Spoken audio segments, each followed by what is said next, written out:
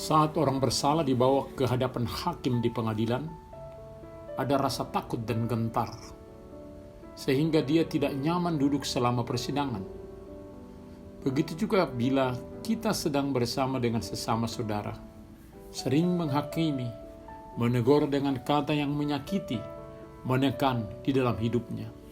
Dia akan undur dari pergaulan, mencari sahabat yang boleh menerimanya dalam kekurangan dan kelebihannya.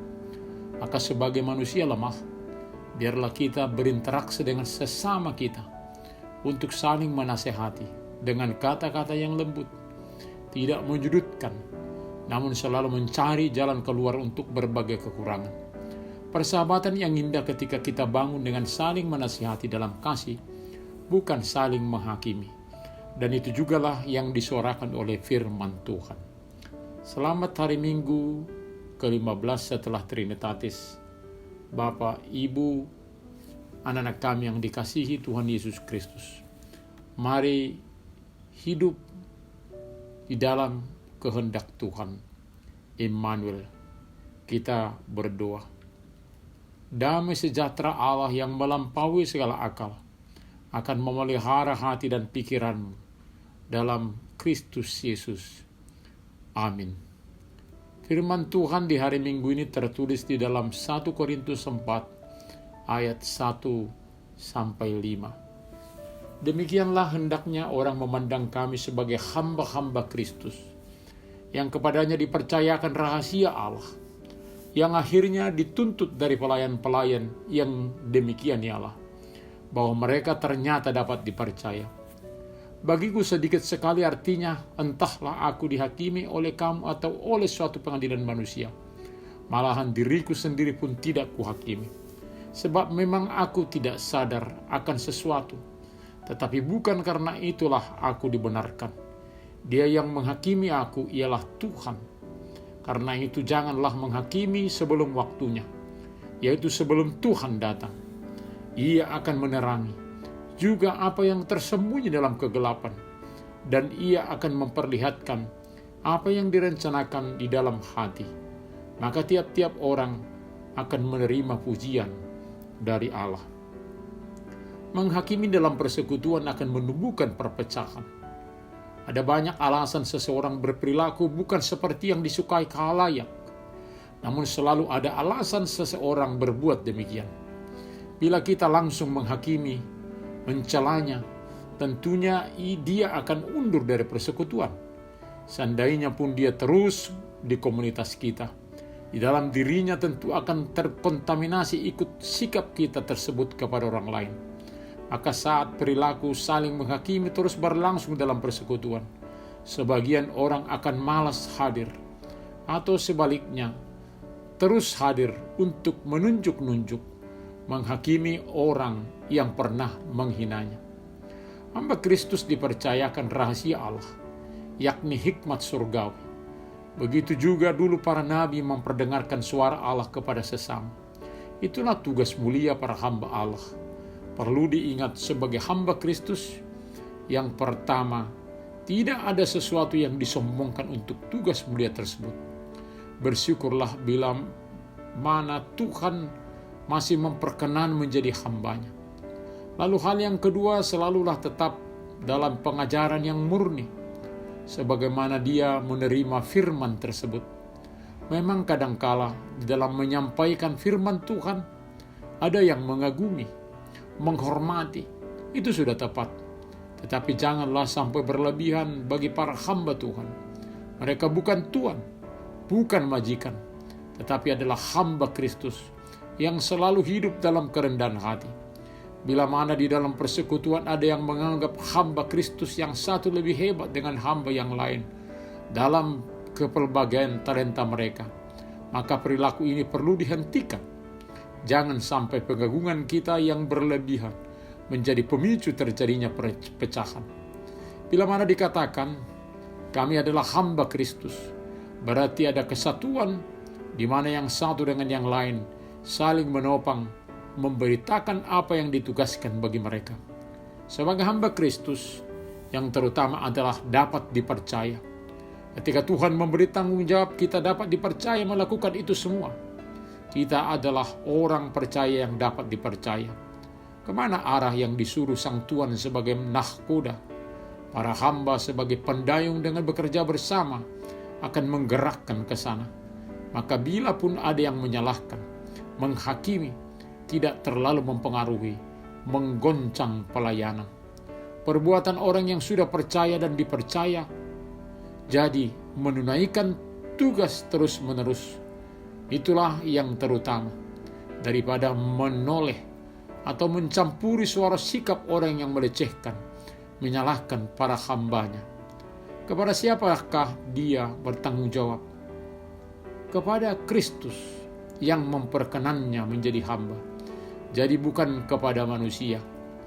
Inilah kekuatan, keberanian hamba Kristus saat ada ancaman, halangan ketika melaksanakan tugas. Bila pun berhadapan dengan kebesaran, kekuatan, kehebatan manusia, tentunya tidak dapat dibandingkan dengan Kristus.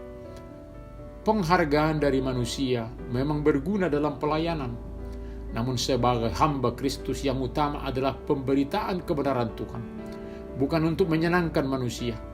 Maka sekalipun hamba Tuhan dicela oleh manusia di dalam pemberitaannya, dia tetap boleh bahagia, sebab ada hakim adil, yakni Tuhan kita, yang menilai segala sesuatu dengan adil dan benar. Jangan menghakimi sebelum waktunya, yaitu sebelum Tuhan datang. Jangan menghakimi, mencela dengan sembarangan seolah-olah lebih benar di dalam kehidupan. Sebab kita, setiap orang adalah yang dibenarkan Tuhan. Baiklah kita tidak menyia-nyiakan waktu berharga pemberian Tuhan hanya untuk menilai, menghakimi. Tetapi biarlah hidup kita ini boleh kita pakai untuk melakukan kebaikan-kebaikan.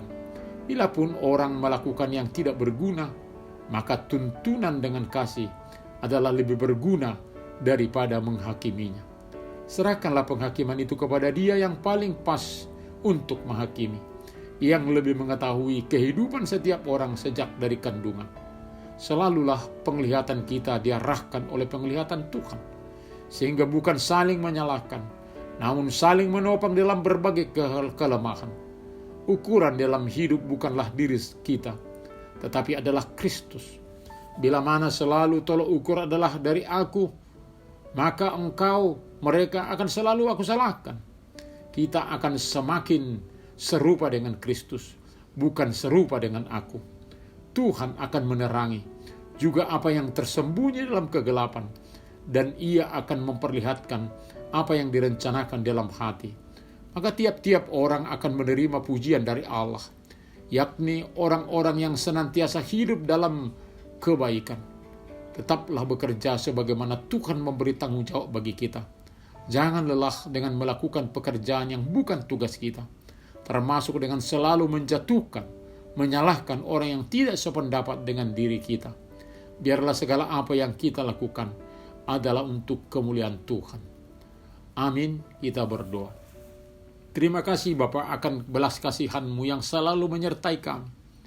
Biarlah kami dalam setia kepadamu, dengan selalu mengingat firman-Mu untuk selalu saling mengasihi, sebagaimana kasih Tuhan yang telah kami terima. Berkati kami untuk tetap saling mengasihi, sehingga itu menjadi perekat persekutuan kami. Terima kasih Bapa.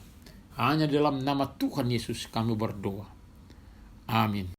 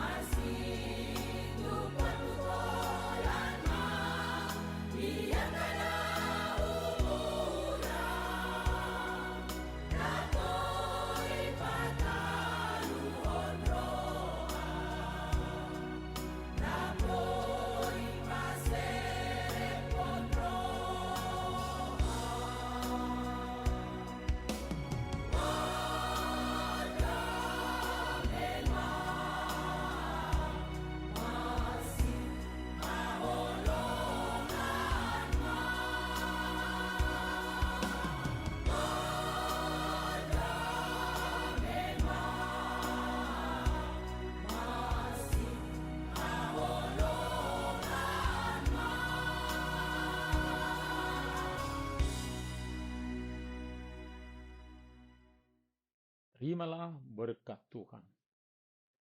Tuhan memberkati engkau dan melindungi engkau.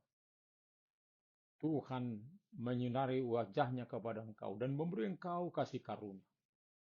Tuhan menghadapkan wajahnya kepadamu dan memberi engkau damai sejahtera. Amin.